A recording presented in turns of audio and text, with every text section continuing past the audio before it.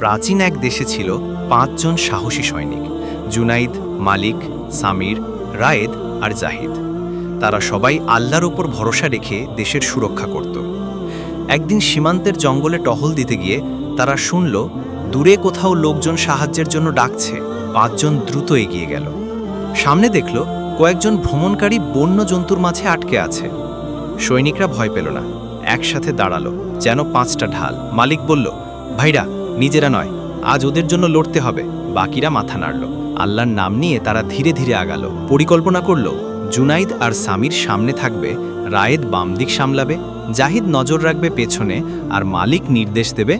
একসাথে কাজ করলে শক্তি বাড়ে, এটাই ছিল তাদের বিশ্বাস। কিছুক্ষণ পর তারা নিরাপদে ভ্রমণকারীদের বের করে আনল।